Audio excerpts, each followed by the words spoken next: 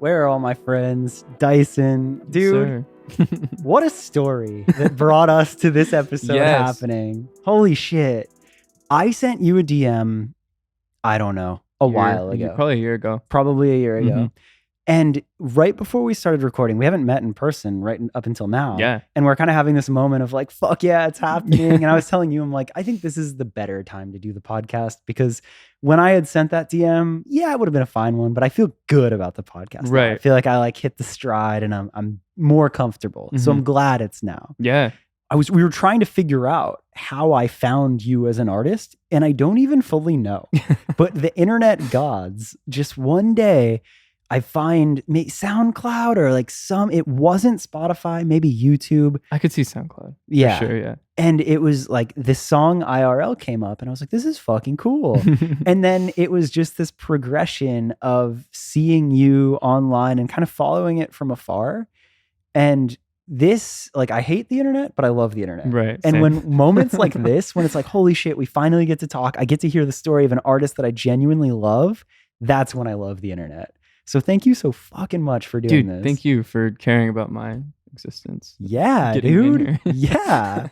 So what I normally like to do to like early start the podcast is just a quick explanation of who you are and what you do, and then kind of like dig into like some of the origin stories and all that. Yeah. So what would the quick explanation, what would you say? I would say a student of life. No, I'm not going to get all guru on it. But no, I like making music and I like putting it out. Yeah. And some people like it. Yeah. And now I'm here. I would say you're relatively good at it. Thank you. Yes. And okay, so let's get into it though.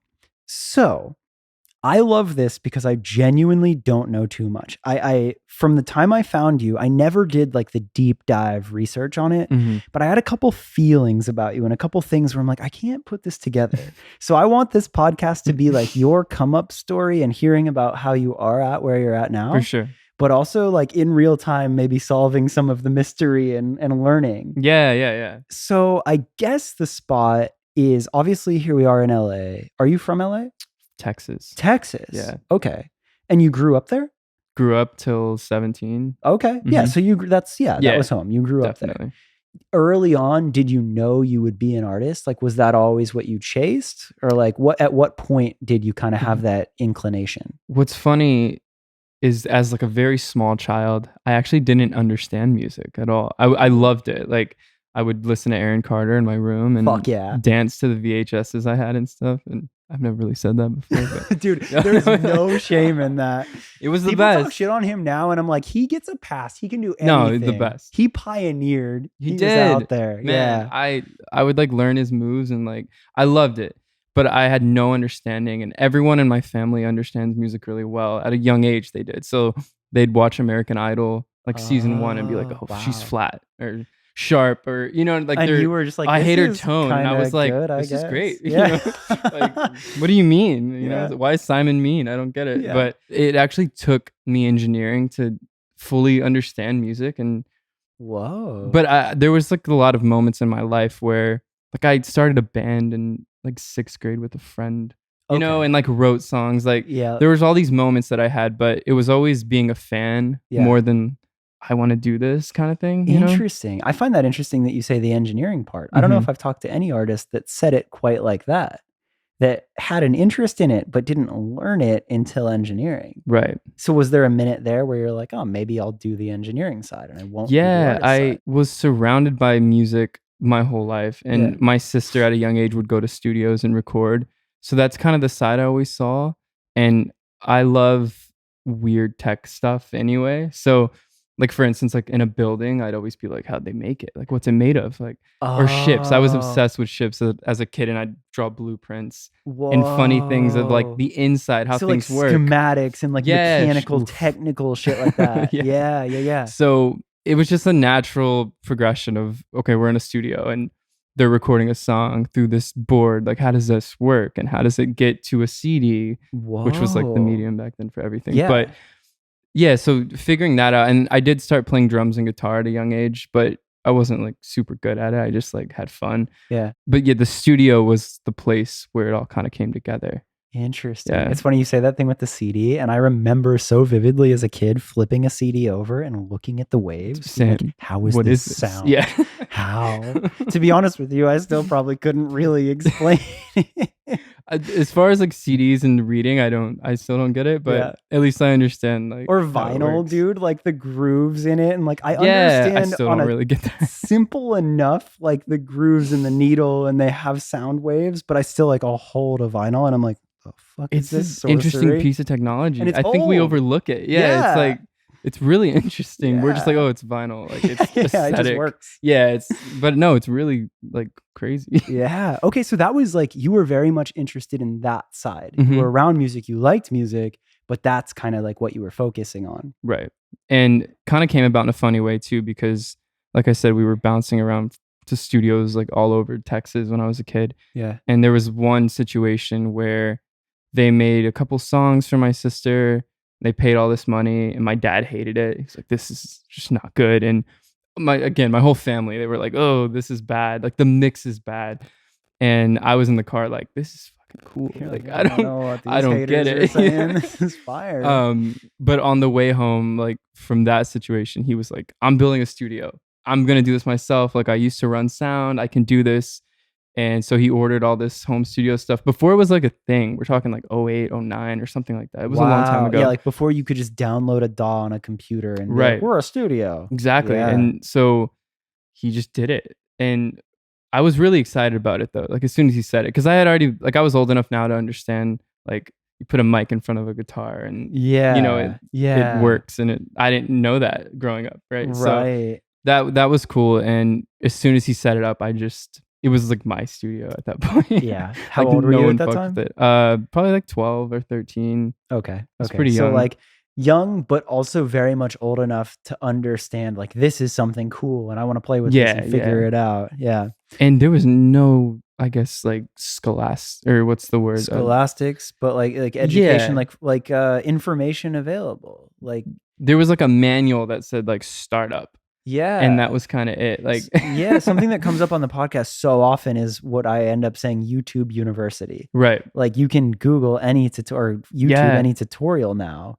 It wasn't quite like that. No. Internet was there, forums were there, and like Google, but it wasn't just like, how do I get this preamp to work? And then how to sound like, Stay by Kid Leroy. So you didn't have the resource there. Nothing. And of course, I'm sure you're familiar with like plugins and all those things. All I had was stock and that's all I knew how to use. I didn't really know what it was doing. I had to figure it out. Like that's what the threshold and the ratio makes it sound like this. And like, like figuring it out. Very trial and error. Yeah. Yeah. People started coming and recording with me. Really? I don't know how or why, but I had like a little business going like in junior high and then into high school, and it was cool. Still had no idea. And I guess YouTube started becoming more of a thing and I was learning certain things, but yeah, the beginning was crazy. Like I thought everyone only had Pro Tools stock.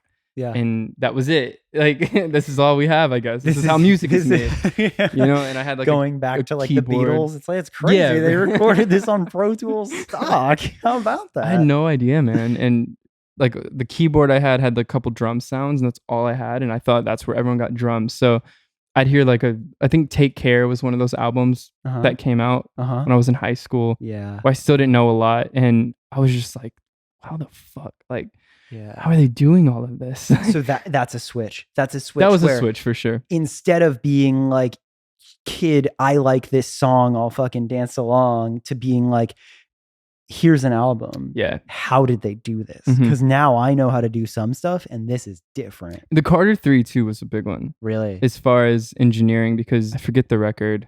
It's like one of the last records where they sampled. And I didn't know what sampling was. I didn't really understand that. So I thought they brought literally somebody in and recorded. And I was like, how do they make it so old school? Like, I don't understand how they did all this. But that probably sparked a side of creativity in you if you didn't know that was available to like try a bunch of crazy shit to get that. Huh? Yeah. Damn. I like made me want to learn chords on piano, like, you know, and study that. And those two records weirdly, I would say like sparked something. And because before that it was like Green Day and Blink and like all the stuff Yeah, that's cool that's- now, which is like crazy to me because Yeah. it was not cool then. Right. Like I was like the loser because I wanted to wear Dickie shorts and stuff. But yeah, because it switched to like rap. Like it was cool to like Lil Wayne, 50 Cent, Eminem. Like, yeah. It was kind of like R&B, hip hop. I guess like I remember growing up in like the skate community, and Right. there was that scene, right? Like I grew up like Warped Tour kid, but it was very polarizing. It wasn't like all these genres together. So if you were primarily in a school where everyone was listening to hip hop or R&B or whatever, that wasn't the same. And I hung out at the skate park a lot. Oh, really? As a You kid. skated? Yeah. Oh, fuck yeah. So all of my friends were like into that kind of stuff. So I understood the like power chords. Like that was like the very simple understanding of music is this, and you pan it left and right. Yeah. And there's a bass and there's drums and there's a vocal, and that's like I got that. So that was when you start, like, was that you starting bands, and like were you trying to do that? Oh. And when I started engineering per se, when we got the studio, I was making punk records because I understood it. It was really easy. It was hip hop that I was, where are they getting all these sounds, and interesting. How are they making sub bass? Like I don't. Yeah. So you were like inspired and interested in hip hop for the production and intrigued by it. But because you couldn't figure that out, and because you gravitated to skateboarding and those bands, you were out there writing punk and pop and or pop punk. Like, okay. All right. You're painting the picture. Yeah. But I mean, after like 7th grade, I don't think I went back to the skate park, and it was kind of all hip hop after that. Oh. But then those albums started coming out, okay. Like this was like 2010, right? Yeah, that would have been. I don't really remember the years these came out. Maybe 11. Yeah, I get kind of hazy on that, but I remember around that era, and I remember it was kind of two different worlds, and we've got to be somewhere in that pocket. Yeah, it's definitely But yeah. That's the shift. So Texas, early family roots, very interested in production, playing in bands. And then did you have like a moment in Texas where you're like, oh, fuck, this is real, I need to move to LA? Or like, I think, yeah. Really? Well, as far as an artist standpoint, if that's what you mean. Yeah. Well, I mean, I guess life, but like here you are now in LA, right? Like you obviously ended up moving, something happened. So what's like, the story? Yeah. Like what was that tipping point? Well, like I said, I was recording so many people, and mainly just hip hop. There's like a lot of guys that I guess like a crew that I was like kind of running with. Okay. Not actually, but like there was like regular clients. Yeah. And I had kind of started messing around with like, hey, I made this beat and I like sing this thing, and they loved it, and they were like, please, like, let's make records, like be on the hook, or like spit a verse. And I was definitely trying to rap.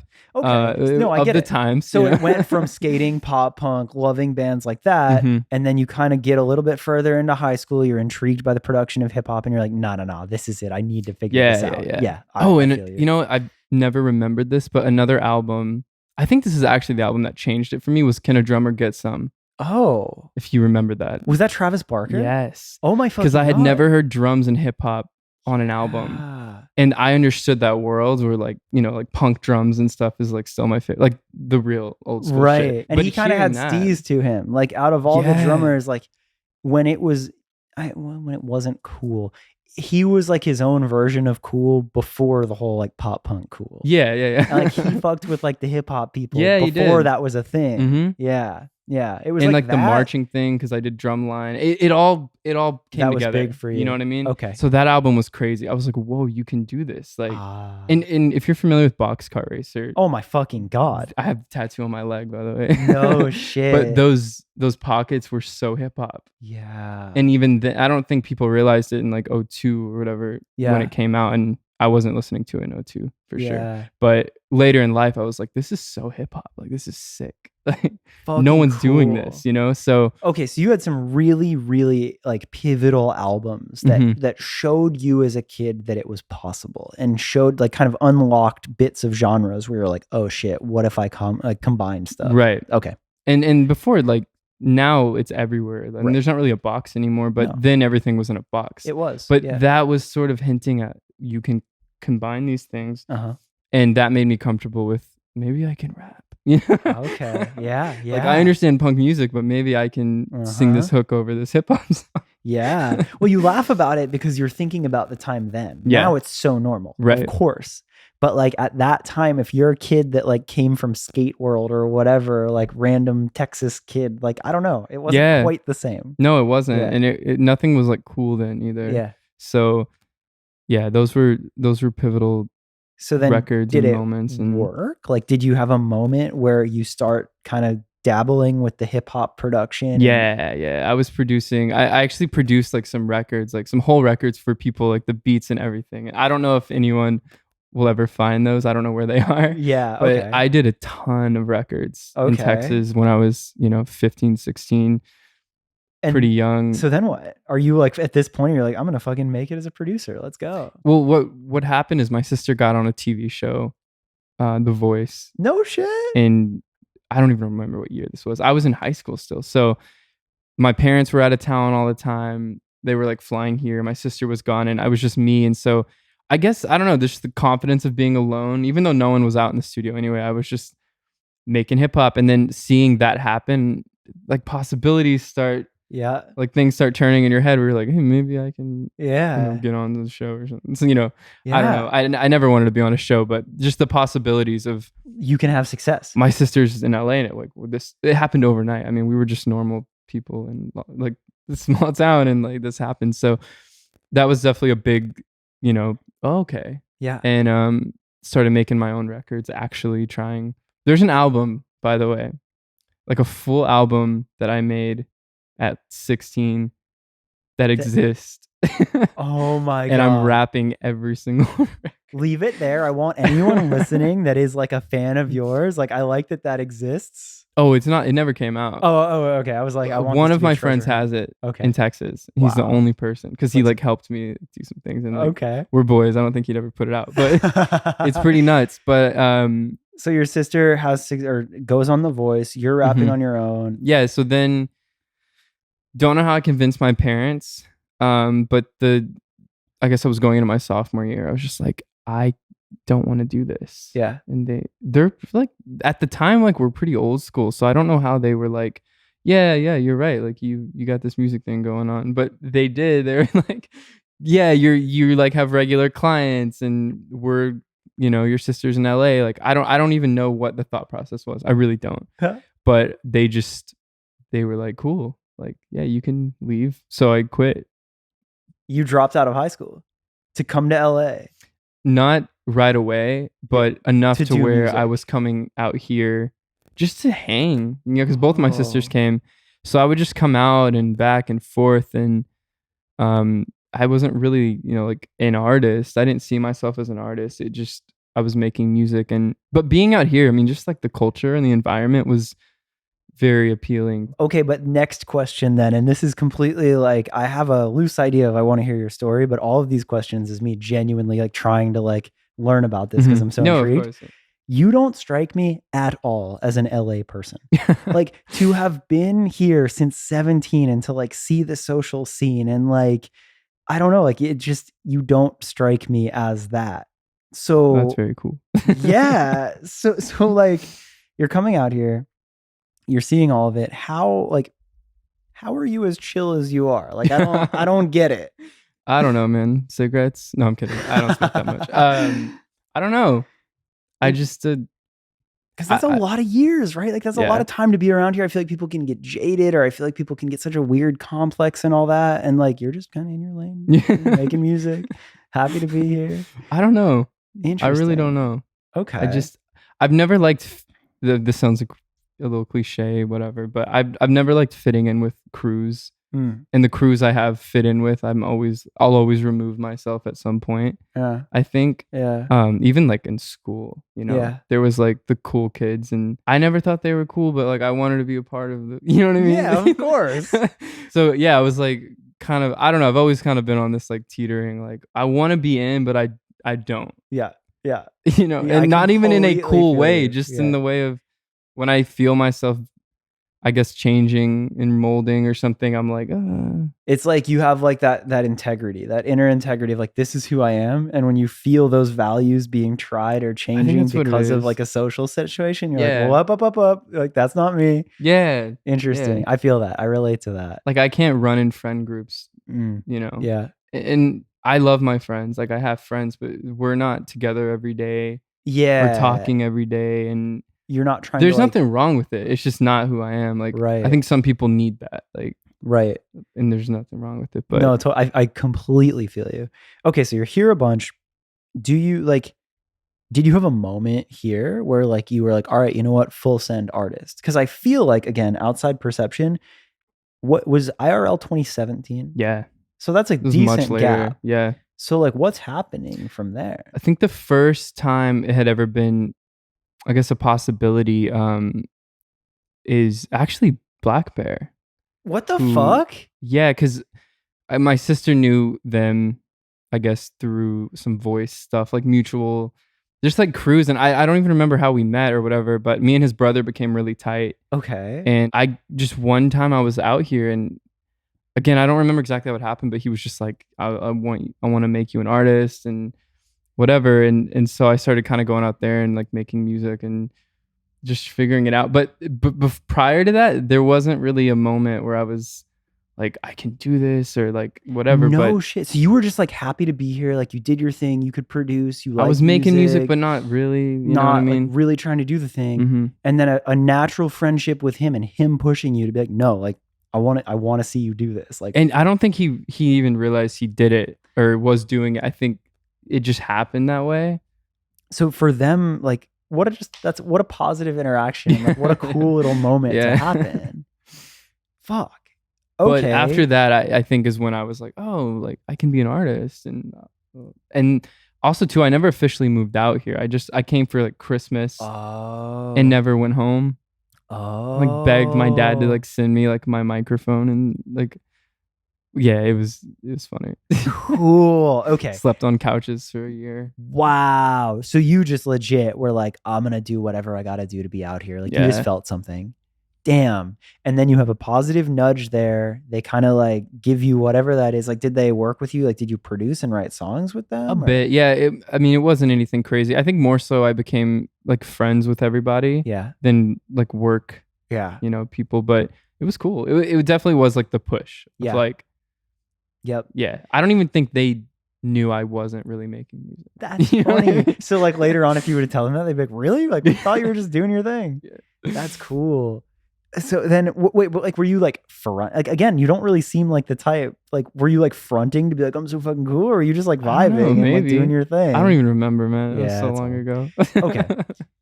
So that's that is a huge point. And then it's on. Mm-hmm. And then another part, like, okay, so then what happens from there? I guess I just started believing that I could make music. And I made a lot of songs with my friend Jackson, if you know him. Like we just became really tight and made a whole bunch of hip hop records. And would I know him off of like a producer tag or like a? No, he was like a singer too. Okay, just Jackson. Yeah, but we made a ton of records, and I think they're out like on YouTube and stuff. They're like so old, they're horrible. So you started making friends with like music people. Yeah. Started just doing the damn thing. Mm-hmm.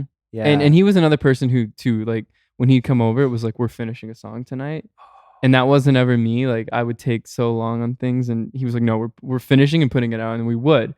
So that was another thing that was like a push. That was a person who I think was really important. And then my sister started dating. If you're familiar with Dubs, EDM. Yep. Yeah. Yep. So I think it was their early days too. Wow. Where, yeah, I don't really remember what they had going on, but he basically was kind of living with us, and again, another positive push. He heard some of my stuff and was like, keep going, like keep making music. Like, and it eventually shifted into them.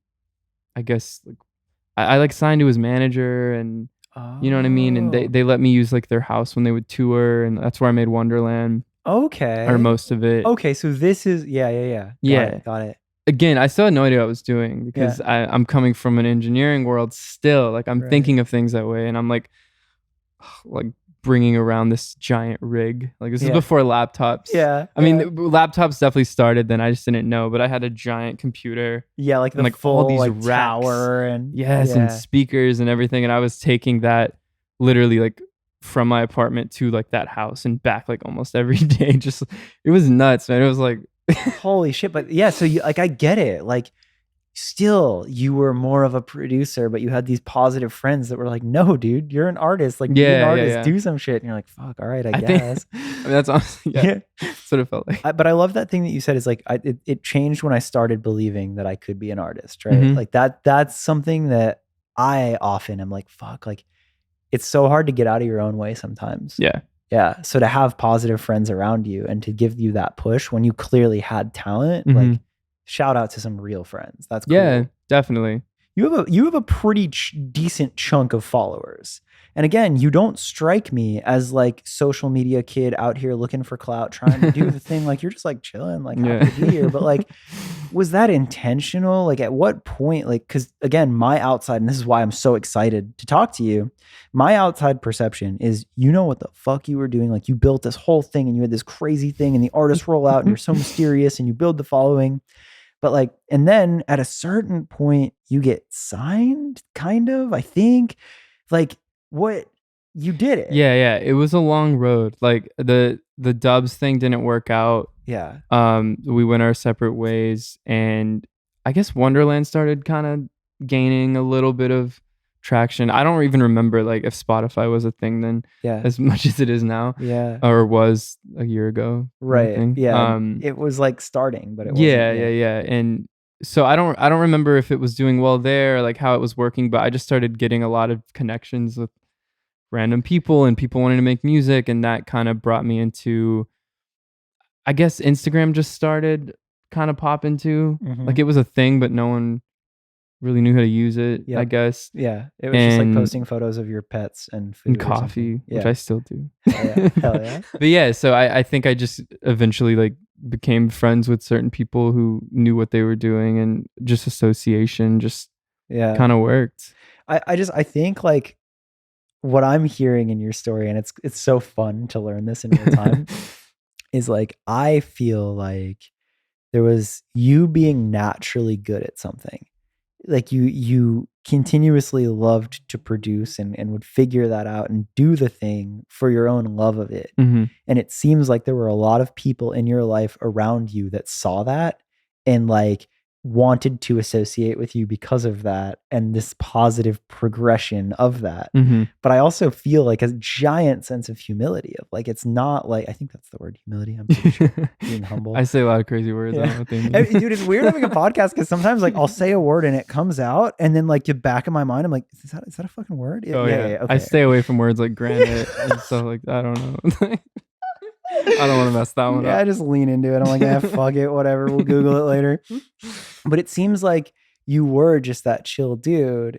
And a lot of like, I don't know, like it's hard for me to say that it was like a lucky accident because I genuinely believe that the people that are chill, that just sit there and stay in their lane and master their craft will attract the people around them and things like that will happen. So like, I don't think it would be right to say like, oh, cool, fun, like happenstance and things just luck. Like I don't feel that, but I also feel that you're just like very humble about like, oh yeah, I got good at this thing and I like that. I like that.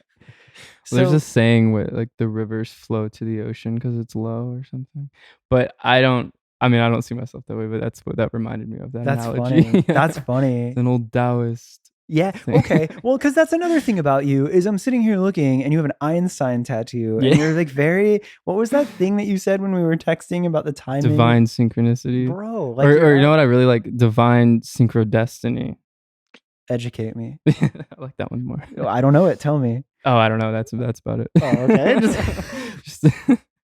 Just like things aligning. That's how I like. I'm very much of like, I don't view myself as like wishy-washy, like manifestation, like fully like, I don't know how to explain it. I'm all for that, but I don't view it as like some like praise God, like whatever. Yeah. But I'm like very big on the universe and energy and aligning. And, like, and it all goes hand in hand, I guess, right? But I've definitely read the books, man. Have you? All the books. Yo. I don't think I wake up in the morning and, you know, today I'm going to bring, you know, this into my life. But yeah, exactly. I'm not that.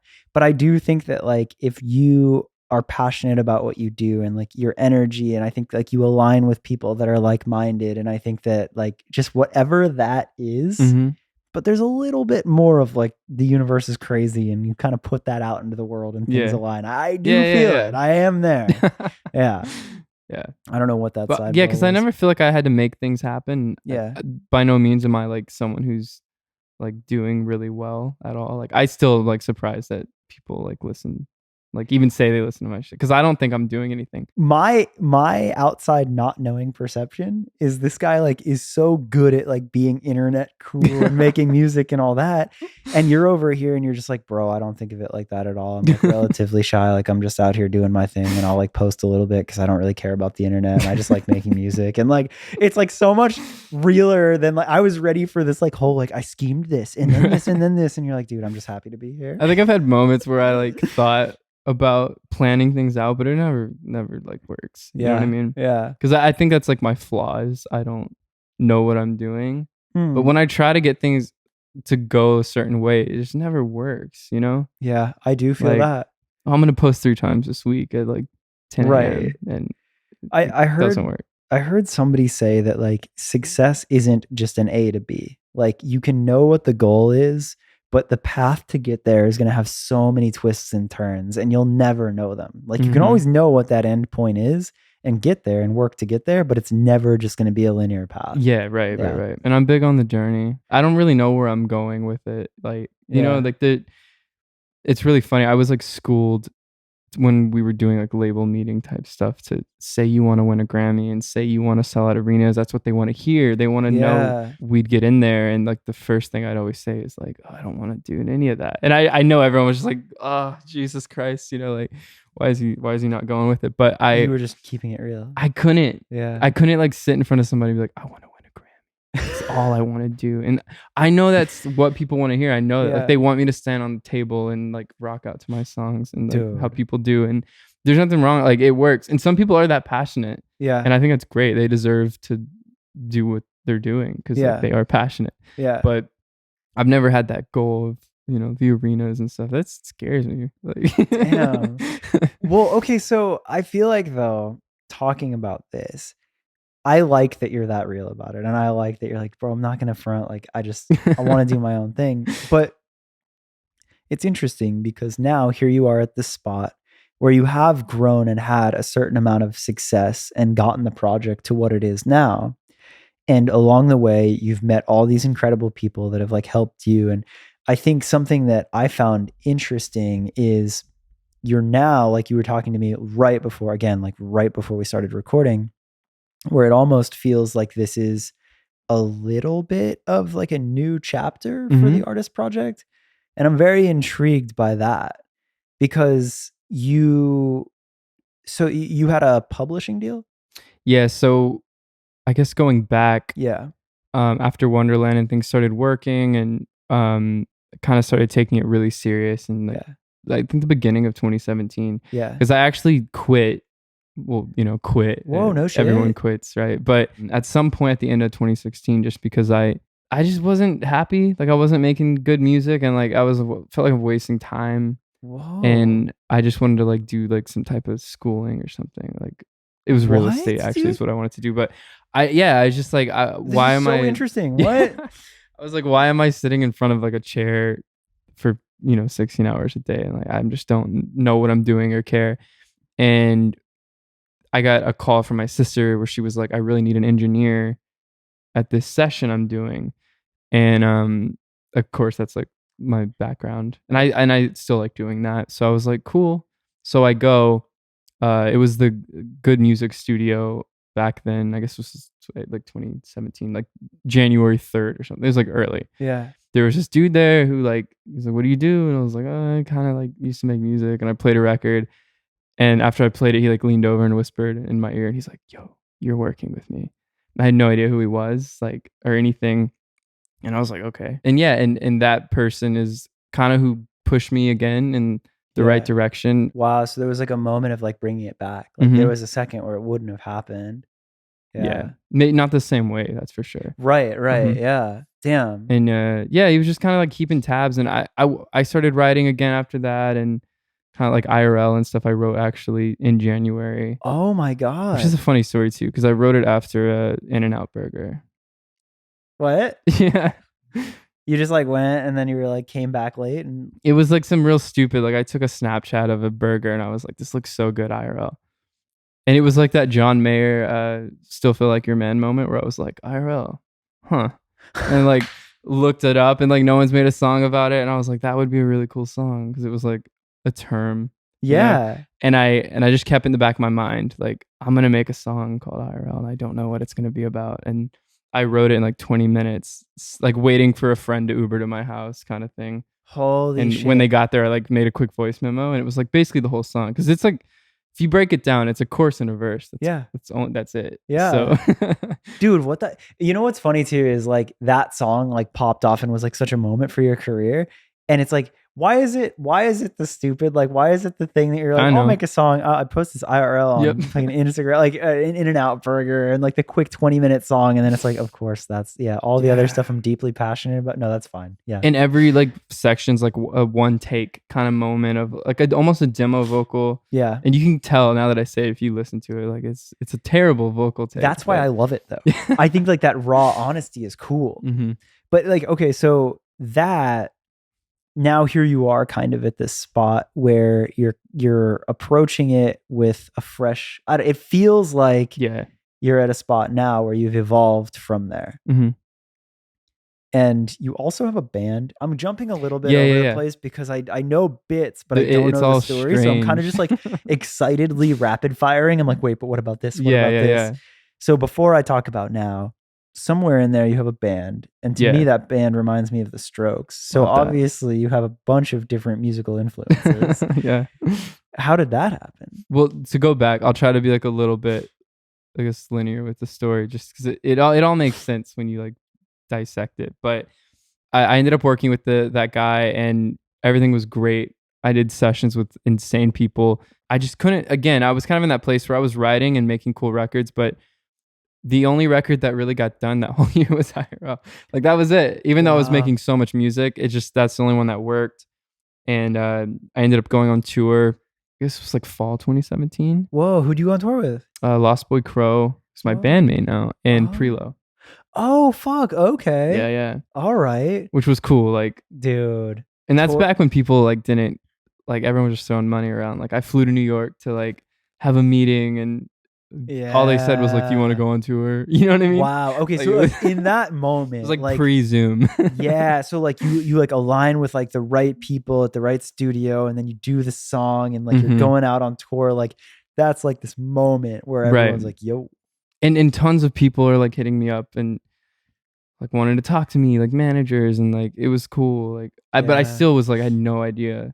Wow. Like, because all this happened, I didn't have an actual manager. I wasn't signed either to these people yet. This was all still me like running everything, and then being like, let us know when you're ready. Let us know when you have music. It was just kind of this tipping point moment where a lot of things aligned. And it was like, all right, like everything was happening so rapidly. Yeah. And looking back, I think I went on tour too early. Really? Because I didn't have the music I loved, and I had to play old records, and that's what made the band happen, because going out on stage and having to play records from that like first EP, which is cool, but it's like loops and stuff, you know, and then getting off stage and listening to like Lou Reed and the Flying Machine, like all this crazy. I was like, what am I doing? Like I just don't feel good about what I'm doing. And I got really depressed on that tour. Even though it was fun. Like I'm surprised we all made it home alive. Like it was crazy times.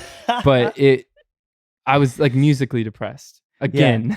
Like a little bit of like an identity crisis. Exactly. Yeah. It's like I'm saying like no love, just fuck, like stupid. Like I just would never do that now. But so we had like a couple months break, and I kind of had this, I guess, artist life crisis where I was like, okay, I need to reinvent everything. Wow. And I just started writing all these acoustic records, and that's when everything really, like, I think as an artist, I became like a real artist. Okay, wow. That explains a lot, because when I listen to your catalog now, I'm like, there's like two versions of you. Right. Yeah, I get it. That break that we had between that tour and the next tour, I just wrote so many records and decided to just become a different person, you know? I actually can't imagine, because I've never had that moment where like, it was like oh my God, Andrew is known for this and this is that thing. Right. So like, to have that Mhm. has to be a dope blessing. And of course, you're appreciative and growing as an artist and getting exposure. Mhm. But then at the same time, you're evolving and you're excited. And it sounds like the person that you've been from a very young age is like very interested in learning production and growing New and writing all things in sorts of new general, things. right? So at the exact same time that IRL is getting success, you are growing and evolving past that. Completely. Fuck. And to the point, like, where I realized I was becoming an actual artist in that moment. Oh, wow. You know, like I was actually writing records that I felt like meant something. So like all the moments in your career where it was like Blackbear and his brother and Dubs and your sister and all these times where people were like, dude, do this, be an artist. And you're like, okay, I guess. Yeah. Like now here you are and you're like, this is what it means to be an artist. And like, this is finding Right. what I'm in. Holy shit. And I think too, the rebellious part of it made me feel like an artist too. Yeah.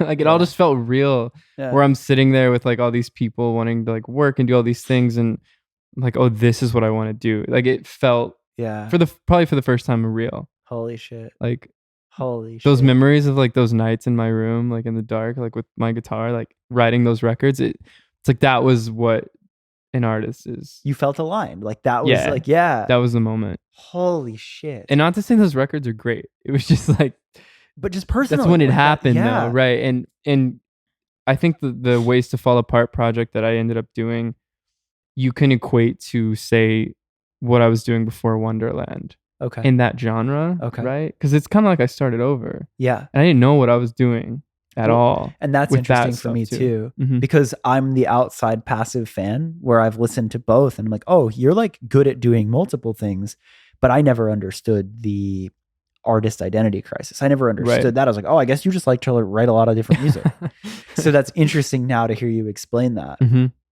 But that I would have to imagine too that might have been a bit of a dilemma of like, here you are getting all this success off of a sound, and now you're kind of like, okay, that's tight. Yeah. But I'm interested in this. Right.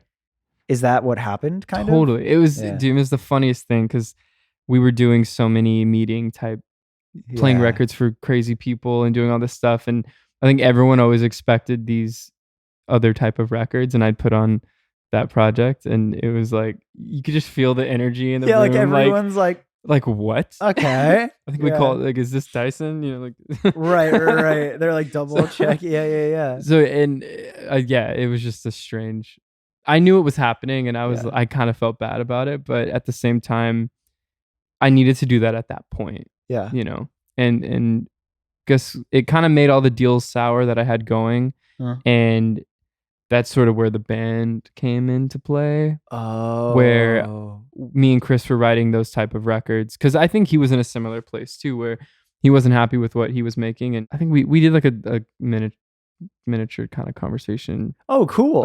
Recently about the band. Yeah. So he kind of touched on that, where that too, where we both realized that we didn't really know what we were doing. Oh. And so together we're just like throwing things at the wall, being like, this could be cool and this could be cool.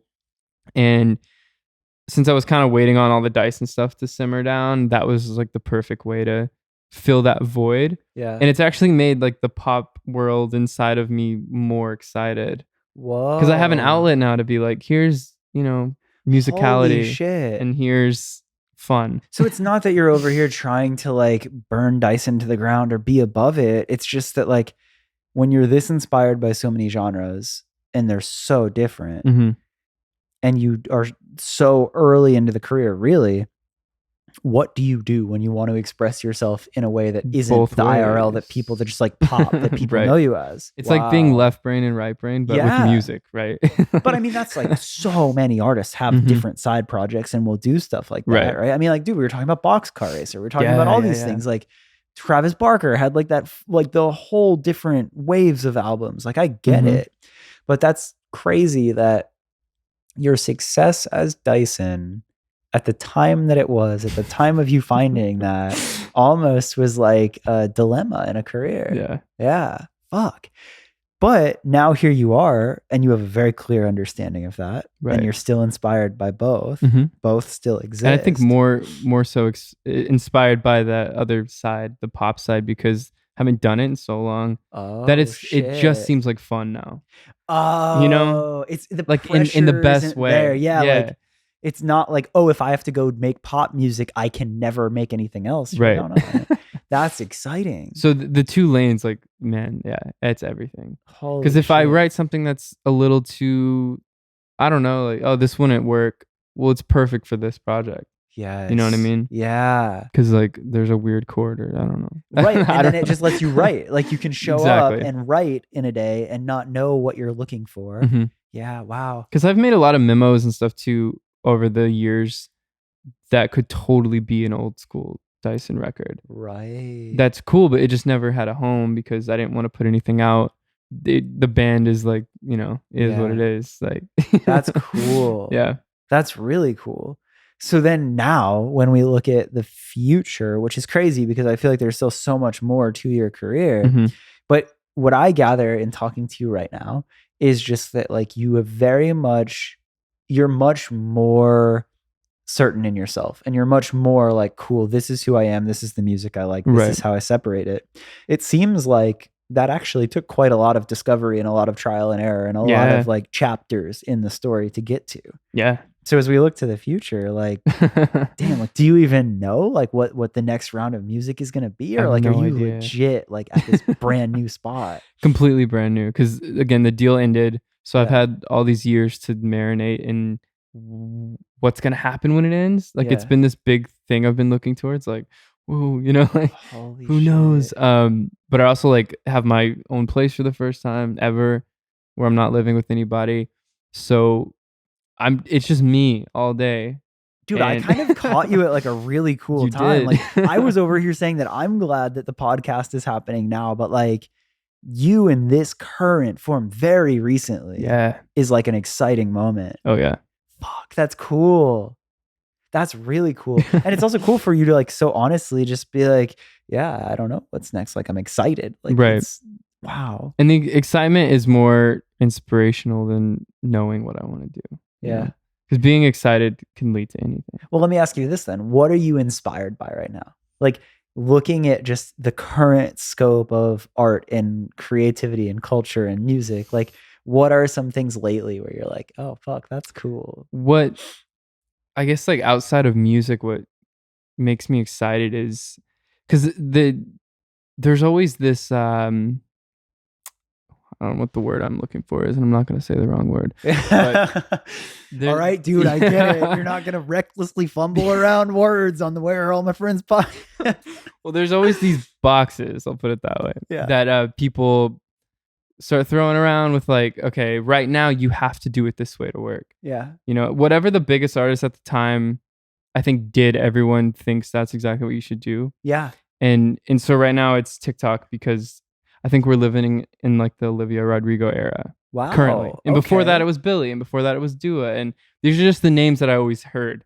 This is how you have to do it. Dude, I completely am following along and I get it. I've never heard anyone explain it like that, but I'm like, oh fuck, okay, yeah. I'm totally tracking. And so anyone that I talk to, especially who work in music that aren't musicians, they kind of just have this like, well, this is how it has to be done until the next artist comes and does it differently. Right. And even before those names, it was Bieber and YouTube. Yeah. Right. And then you had to do it on YouTube or else it's not going to work, kind of thing.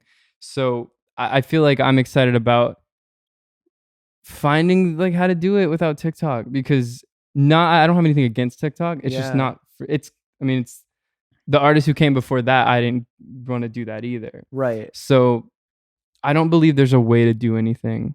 You know, and the same way streaming came into music and everyone was like, what are we going to do? It's over. Right. Well, we figured it out. And like music always equalizes everything, you know, just good music, like will always prevail. I think that's the way I think a good try product, to relieve. Yeah. I think in general, it goes beyond music, right? Like if it's genuinely a good product, it will rise to the top. Right. Yeah. Damn. But then that's also like, I could play devil's advocate just for the sake of the conversation because I'm so in and I'm so excited about this. It's like, I agree with you, but how then do you take that and not just be the lazy dude that waits around, right? Right. Because it's very different. It's like, okay, cool. I'm not trying to conform and I'm not trying to just follow the TikTok trend or the latest trend, insert trend, because it's not always going to be TikTok. How do you take that, be aware of that, but still push forward?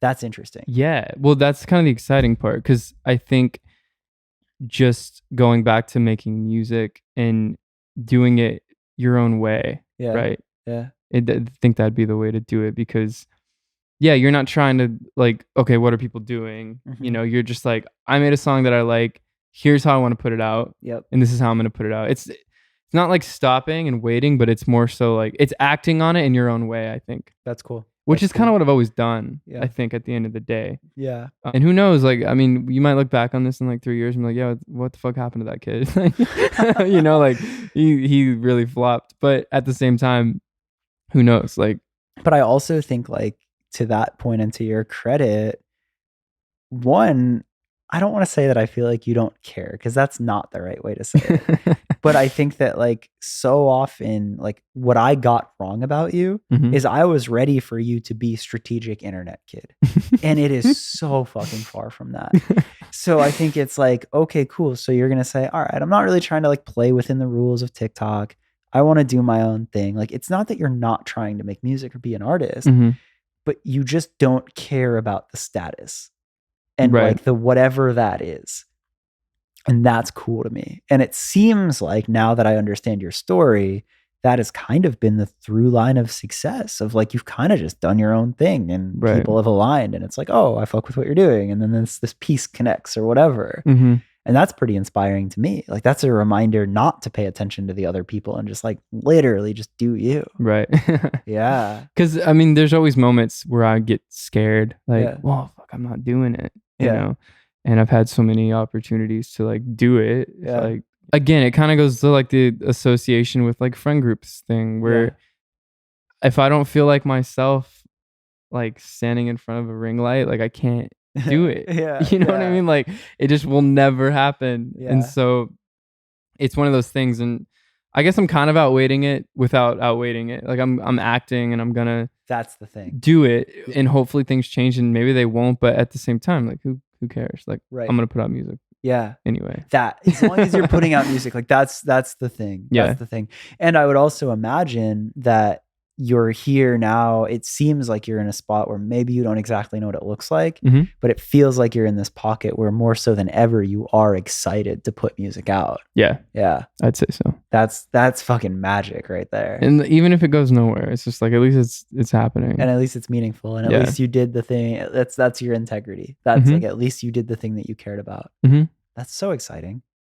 I'm so glad that we're talking right now. Like, again, like, I don't care. Like, even if it goes nowhere, or what if this is on the positive side? What if this is that moment where we're like, yo, remember on the podcast, like, right before it, like, crazy fucking happened, and you were just vibing? Like, that's fucking crazy too. Dude. But yeah, it's exciting, man. I literally have no idea.